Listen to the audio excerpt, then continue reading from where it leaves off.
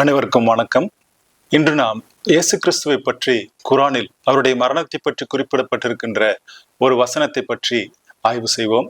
குரானில் சூரா 4:157 கூறப்பட்டுள்ளது, இன்னும் அல்லாவின் தூதராகிய மரியமுடைய மகன் ஈசா மசியை நிச்சயமாக நாங்கள் கொன்றுவிட்டோம் என்று அவர்கள் கூறியமைக்காகவும், அவரை அவர்கள் கொல்லவும் இல்லை, அவரை சிலுவையில் அவர்கள் அறையவும் இல்லை, எனினும் அவர்களுக்கு ஒருவரை ஒப்பாக்கப்பட்டது என்று கூறப்பட்டுள்ளது. இந்த வசனத்தை குறித்து, இந்த வசனத்தினுடைய உண்மையான பொருள் என்ன என்பதை குறித்து நாம் இந்த காணொளியில் ஆய்வு செய்வோம். மரியமின் மகனாகிய இயேசு கிறிஸ்து கொல்லப்படவில்லை, அவருடைய இடத்திலே வேறொருவரை அல்லாஹ் காட்சி அளிக்க செய்து அவரை தப்புவித்தார் என்பது போன்ற இந்த வசனத்தினுடைய அர்த்தம் நமக்கு காணப்படுகிறது. ஆனால் இந்த வசனத்தினுடைய உண்மையான அர்த்தம் என்ன என்பதை பற்றி ஆய்வு செய்வோம். இந்த காணொளியில் நாம் முக்கியமான 3 குறிப்புகளை பற்றி காண இருக்கிறோம். ஒன்று, இயேசு கிறிஸ்து சிலுவையில் மரித்ததற்கான வரலாற்று ஆதாரங்கள் எவை? இரண்டாவதாக, இயேசு சிலுவையில் மரிக்கவில்லை என குரான் கூறுவதில் உள்ள குழப்பம் என்ன? மூன்றாவது, குரான் வசனத்தின் உண்மையான விளக்கம் என்ன? நாம் இப்பொழுது வாசித்த குரான் வசனத்தினுடைய உண்மையான விளக்கம் என்ன? ஏனென்றால் குரான் ஆனது அதனுடைய மூல மொழிகளாகிய அரமாயிக் மற்றும் சீரியாக் மொழியினுடைய அநேக வார்த்தைகளினுடைய அர்த்தங்கள் குரானுடைய அரபி மொழியிலே காணப்படுகிறது.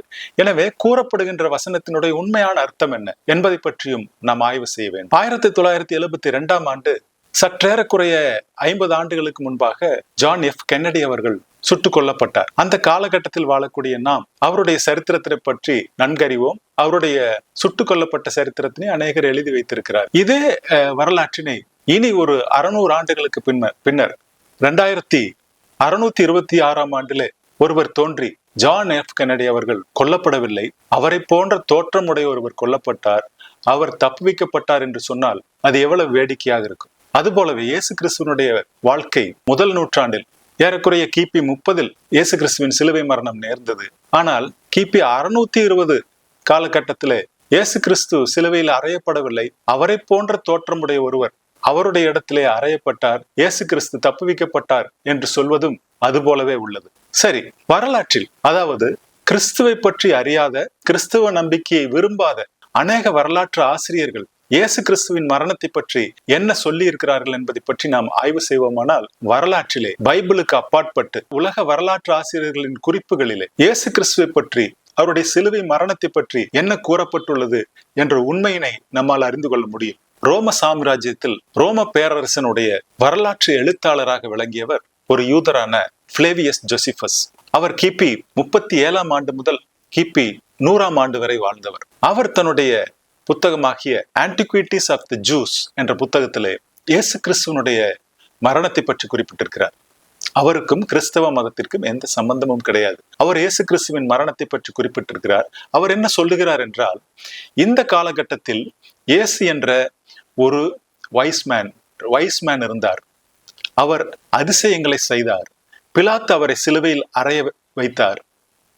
ஆனாலும் அவர் சீடர்கள் அவர் உயிர்த்தெழுந்தார் என்று சொன்னார்கள் என்று எழுதியிருக்கிறார்.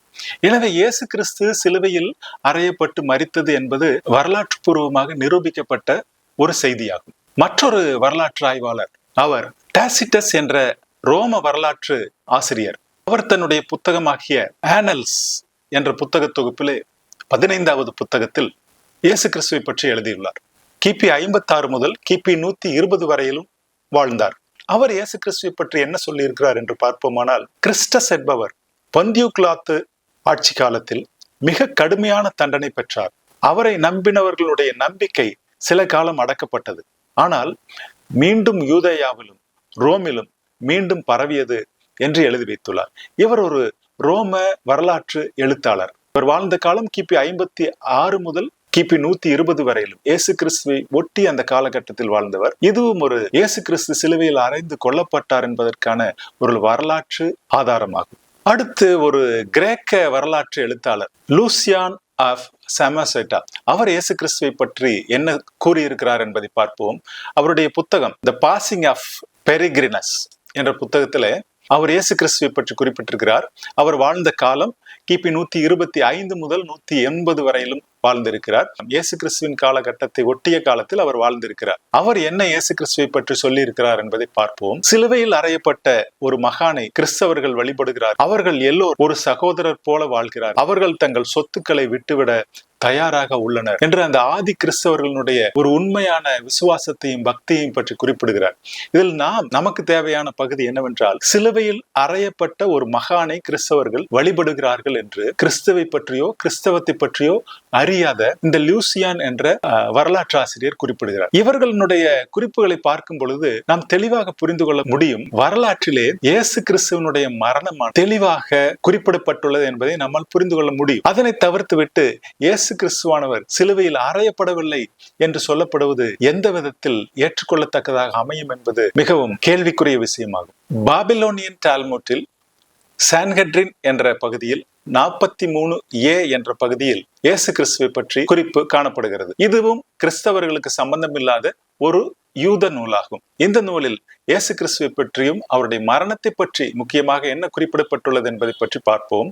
இயேசு பஸ்கா பண்டிகைக்கு முன் சிலுவையில் அறையப்பட்டார். அவர் இஸ்ரவேலை தவறாக வழி நடத்தினார் என்று குறிப்பிடப்பட்டுள்ளது. இது கிறிஸ்தவர்களுக்கு எதிரான ஒரு நூல். கிறிஸ்தவர்களுக்கு எதிரான ஒரு நூல் தெளிவான கருத்தினை, இயேசு கிறிஸ்து சிலுவையில் அறையப்பட்டார் என்ற தெளிவான கருத்தினை கூறியிருக்கிறது. இஸ்லாமிய அறிஞர்கள் பல்வேறுபட்ட மாறுபட்ட கருத்துக்களை கொண்டுள்ளனர். இயேசு கிறிஸ்துவை போன்ற தோற்றமுடைய ஒருவர் சிலுவையிலே அவருடைய இடத்திலே கொல்லப்பட்டார் என்று சொல்லுவதை குறித்து அநேக இஸ்லாமிய அறிஞர்கள் இது தவறான இன்டர்பிரேஷன், ஒரு தவறான விளக்கத்தை அந்த வசனத்துக்கு குறிப்பிடுகிறார்கள் என்று தெளிவாக குறிப்பிடுகிறார்கள். ஏனென்றால் அந்த வசனமானது, குர்ஆனுடைய வசனமானது, அதனுடைய விளக்கம் வேறு விதத்திலும் அமைந்திருக்கிறது என்பதை பற்றியும் நாம் இந்த காணொளியில் காண்போம். அகாப்பியஸ் ஆஃப் ஹீரோபோலிஸ், பிளினி த யங் கிபி 61 வாழ்ந்தவர்.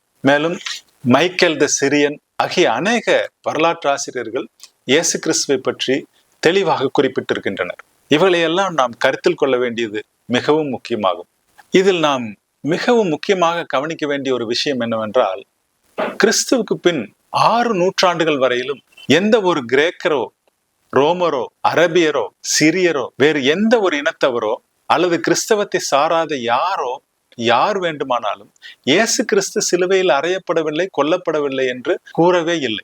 இயேசு கிறிஸ்து சிலுவையில் அறையப்பட்டார் என்பதற்கு அநேக வரலாற்று ஆதாரங்கள் இருக்கின்றன. ஆனால் ஒரு ஆதாரம் கூட இயேசு கிறிஸ்து கொல்லப்படவில்லை என்று குறிப்பிடவில்லை. கிபி 600 குர்ஆன் எழுதப்பட்ட காலத்துக்கு பின்னர் தான் இந்த விதமான ஒரு கருத்தானது எல்லா இடங்களிலும் பரப்பப்பட்டுள்ளது. இப்பொழுது நாம் ஷேக் இமாம் இம்ரான் ஹுசைன் என்ற ஒரு முதுபெரும் இஸ்லாமிய அறிஞர் இந்த குர்ஆன் 4:157 வசனத்தினை தவறாக புரிந்து கொண்டதை குறித்து மிகவும் கடுமையாக சாடியிருக்கிறார். அதனை பற்றி ஒரு வீடியோ கிளிப்பினை நாம் இப்பொழுது பார்ப்போம். ஷேக் இம்ரான் அவர்கள், மரணம் என்றால் என்ன? அந்த மரணம் என்பது ஒருவருடைய ஆவி இறைவனிடத்திற்கு செல்வது. அந்த ஆவி சென்ற பின் அந்த ஆவியை ஒருவருக்கும் அந்த இறைவன் திரும்பவும் அனுப்புவதில்லை. அப்படி இருக்கும் பொழுது இயேசு கிறிஸ்து மரிக்க வேண்டிய இடத்தில் வேறொருவரை அவர் ஆள்மாறாட்டமாக இறைவன் வைத்து கொன்றிருப்பாரேயானால் அவருடைய ஆவியை குறித்து இறைவன் எப்படி நியாய தீர்ப்பு வழங்குவார்? எனவே இந்த மாதிரியான இயேசு கிறிஸ்துவின் இடத்தில் வேறொருவர் கொல்லப்பட்டார் என்று சொல்லுவது ஒரு அறிவுக்கு ஒவ்வாத ஒரு விஷயமாகும். அது இறைவனால் ஏற்றுக்கொள்ளப்பட முடியாத ஒரு விஷயமாகும். இறைவன் அப்படி தவறுகளை செய்கிறவர் அல்ல என்று அழகாக குறிப்பிட்டிருக்கிறார். இந்த வீடியோ கிளிப்பினை பாருங்கள், உங்களுக்கும் அது தெளிவாக புரியும். What is the definition of death? The definition of death is that Allah should send the angel to take the soul and not return it. So then what did Allah do to make it appear that he died? Let me warn you, and my language is sometimes very harsh because that's the only language some people can understand. Don't come with this nonsense, because it is not only pathetic nonsense, it is absolutely sinful to say that Allah, wa na'udhu billah min hadha, Allah caused someone else to take the appearance of Nabi Isa alayhi salam, and that innocent man, innocent because he never claimed to be the Messiah, he was crucified. Wait for judgment day with that nonsense. Pathetic nonsense. It's not there in the Quran, it's in your imagination. That's why it is. And yet it took the world of Islam by storm. What a brainwash ummah we are today. You're going to tell Allah on Judgment Day, you caused that man to assume the appearance of someone? And he who never claimed to be the Messiah, he was crucified. That is an act of injustice. You attributing injustice to Allah? What foolishness. But let me warn you one more time. If you stick with this theory of substitution, you are going to be in a pathetic state on Judgment Day. Let me warn you one more time. This is a simple explanation from the Quran. இந்த முதியவர் மிக அழகாக இயேசு கிறிஸ்து சிலுவையில் தான் அறையப்பட்டார் என்பதை ஒரு இஸ்லாமிய அறிஞராக இருந்து தெளிவாக விளக்கியுள்ளார். ஆனால் ஜாகிர் நாயக் அவர்கள் இந்த கருத்தினை குறித்து இயேசு கிறிஸ்து சிலுவையில் அறையப்படவில்லை என்று குரான் கூறுகிறதே என்று அவரிடம் கேட்கும் பொழுது அவர் மிகவும் மழுப்பலான பதில்களையும் குறிப்பிடுவதை பற்றி அதை பற்றியும் ஒரு சிறிய வீடியோ கிளிப்பினை இப்பொழுது பாருங்கள். My question is, did Jesus go to the cross, or was he saved from ever having any of the pain? As per the Quran gives the reply in Surah Nisa, chapter number 4, verse number 157. It says that the Jews said in boast that we killed Jesus, the son of Mary. But the Quran says, وَمَا قَتَلُوا وَمَا صَلَّبُوهُ. They killed him not, neither did they crucify him. وَلَكِنْ شُبِّهَ لَهُمْ. It was only made to appear so. So according to the Quran, Surah Nisa chapter 4 verse 157, Jesus Christ, peace be upon him, was not crucified, he was not killed, it was made to appear so. How it happened, we are least bothered about the details. The next verse says in Surah Nisa chapter 4 verse 158, Allah raised him up alive unto himself. In the Bible now, for the Muslims, Quran says he was not killed, he was not crucified, we are satisfied. It was made to appear so. How it happened? There are many hypotheses. We are least bothered. Quran says he was not killed, he was not crucified, we are satisfied, we are not bothered to know the details. எனவே இந்த அறிஞர்கள் இருவரும் பேசி இருக்கக்கூடிய விதத்தினை பார்க்கும் பொழுது இயேசு கிறிஸ்துவின் மரணத்தை பற்றிய ஒரு குழப்பமான மனநிலையில் இஸ்லாமியர்கள் இருப்பதை நாம் தெளிவாக புரிந்து கொள்ள முடியும். அடுத்ததாக குரான் 3:55 இயேசு கிறிஸ்துவை பற்றி என்ன குறிப்பிடப்பட்டுள்ளது என்பதை பார்ப்போம். Allah said, "O Aisha, verily I shall make thee die" என்று குறிப்பிடப்பட்டுள்ளது. பயன்படுத்தப்பட்ட அரபி வார்த்தை என்னவென்றால் முட்டா மஃபீகா என்பதாகும். இதுல மவுட் மஃபீகா என்பது மரணத்தை குறிக்கக்கூடிய வார்த்தையாகும். இபின் அப்பாஸ் அவர்கள் இந்த மோட்டா வஃபீகா என்ற வார்த்தையை விளக்குகிறார். முமிட்டுகா என்ற பொருளினை அவர் குறிப்பிடுகிறார். காஸ் யூ டு டை என்று அர்த்தமாகும். எனவே குரான் 3:55 குறிப்பிடப்பட்டுள்ளது இயேசு கிறிஸ்து ஈசாவே அவரை பற்றியதாகும். அதில் காசியுடை மரணம் அடைய செய்யப்பட்டார் என்ற ஒரு அர்த்தத்தில் குறிப்பிடப்பட்டுள்ளது. எனவே இயேசு கிறிஸ்து மரணம் அடைந்தார் என்பதை பற்றி இஸ்லாமினுடைய சார்பு நூல்கள் குறிப்பிடுகின்றன. இபின் அப்பாஸ் அவர்கள் சஹி அல் புகாரியில் இந்த முட்டா வஃபீகாவை பற்றி தெளிவாக குறிப்பிடுகின்றார். அல் ராசி என்ற இஸ்லாமிய அறிஞர் தன்னுடைய புத்தகமாகிய தஃப்சீர் அல் கபீர் என்ற நூலில் வால்யூம் 4 இயேசு கிறிஸ்துவின் மரணத்தை பற்றி குறிப்பிடுகிறார். தஃப்சீர் இபின் ஆட்டியா என்ற நூலில் வால்யூம் 1 இமாம் மாலிக் அவர்கள் குரான் 3:55 வசனத்திற்கான விளக்கத்தினை குறிப்பிடும் பொழுது Jesus tight when he was 33 years old. இயேசு கிறிஸ்து 33 வயதுள்ளவராக இருக்கும் பொழுது மரணம் அடைந்தார் என்று குறிப்பிடுகிறார். தஃப்சீர் அல் குர்துபியில் 6வது அத்தியாயத்தில் பார்க்கும் பொழுது குரான் 46:35 அதனுடைய விளக்கம் அதிலும் கூட இயேசுவின் மரணத்தை பற்றி குறிப்பிடப்பட்டுள்ளது. எனவே ஆதி இஸ்லாமியர்கள் இயேசு கிறிஸ்து சிலுவையில் அறைந்து கொல்லப்பட்டார் என்பதை நம்பி இருக்கின்றனர். பிற்காலத்தில் ஏறக்குறைய இஸ்லாம் தோன்றிய 600-700 ஆண்டுகளுக்கு பின்னர் தான் இயேசு சிலுவையில் அறையப்படவில்லை என்ற ஒரு கருத்திற்குள்ளாக இஸ்லாமிய அறிஞர்கள் வருவதற்கு காரணம் என்னவென்றால் அது கிறிஸ்தவத்திற்கு நேர் எதிரான ஒரு கருத்தாக இருக்க வேண்டும் என்கிற ஒரே அபிப்பிராயத்தில் தான். அலி இபின் ஹாசிம் என்ற இஸ்லாமிய அறிஞரும் இயேசு கிறிஸ்து மரணம் அடைந்தார் என்பதை பற்றி தெளிவாக குறிப்பிடுகிறார்.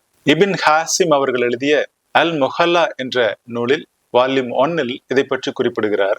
குரான் 5:117 விளக்கத்தினை அவர் குறிப்பிடும் பொழுது இயேசு அல்லாஹ்வினிடத்தில் கூறினார், அல்லாவே நீர் எனக்கு மரணம் ஏற்படுவதற்கு காரணமாக அமைந்தீர் என்று குறிப்பிடுகிறார்.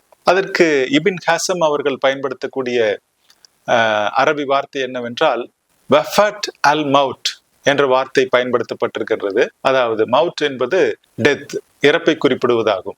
எனவே இபின் ஹாசம் அவர்கள் இயேசு கிறிஸ்து மரிக்கவில்லை என்று கூறவில்லை, இயேசு கிறிஸ்து மரித்தார் என்பதை உறுதிப்படுத்துகிறார். எனவே நண்பர்களே, குரானானது இயேசு கிறிஸ்து அவர் மரிக்கவில்லை என்று கூறுவதாக எடுத்துக்கொள்ள முடியாது. ஏனென்றால் குரானுக்கான விளக்கத்தினை, குரான் வசனங்களுக்கான விளக்கத்தினை தரக்கூடிய அறிஞர்கள், ஆதியில் இருந்த அறிஞர்கள் எல்லாரும் கூறுவது என்னவென்றால் இயேசு கிறிஸ்து மரித்தார் என்பதை தெளிவாக குறிப்பிடுகின்றனர். பிற்காலத்தில் தான் இயேசு கிறிஸ்துவானவர் மரிக்கவில்லை, சிலுவையில் மரிக்கவில்லை, அவருடைய இடத்தில் வேறொருவர் அப்படியாக மரிப்பதைப் போல காட்சி அளிக்கப்பட்டார், அல்லாஹ் இயேசு கிறிஸ்துவை நேரடியாக எடுத்துக்கொண்டார் என்பது போல கருத்துக்கள் பிற்காலத்தில் ஏற்பட்டவையாகவே இருக்க முடியும் என்பதை நம்மால் அறிந்து கொள்ள முடியும். எனவே பைபிளில் இருக்கக்கூடிய இயேசு கிறிஸ்துவின் மரணத்தை பற்றிய தெளிவான விளக்கங்களை இஸ்லாமியர்களும் நம்ப வேண்டும் என்பது நம்முடைய ஆசையாக இருக்கிறது. ஏனென்றால் பைபிளில் இருக்கக்கூடிய இயேசு கிறிஸ்துவின் மரணத்தை பற்றிய தெளிவான விளக்கங்கள் மிகவும் முக்கியமானவை. ஏனென்றால் உலகத்தின் மீட்பு என்பது இயேசு கிறிஸ்துவின் மரணத்தின் மூலமாகவே நமக்கு கிடைக்கிறது. உலகத்தினுடைய மனுக்குலத்தினுடைய மீட்பினை அடைய வேண்டுமானால் அதற்கு இயேசு கிறிஸ்துவனுடைய மரணம் ஒரு மைய புள்ளியாக இருக்கின்றது. அதனை மாற்றுவதற்கான சில நடவடிக்கைகளை குர்ஆனுடைய வசனத்தினுடைய இன்டர்பிரேஷன் மூலமாக நடத்தப்பட்டிருக்கிறது என்பதை நம்மால் புரிந்து கொள்ள முடியும். நன்றி, வணக்கம்.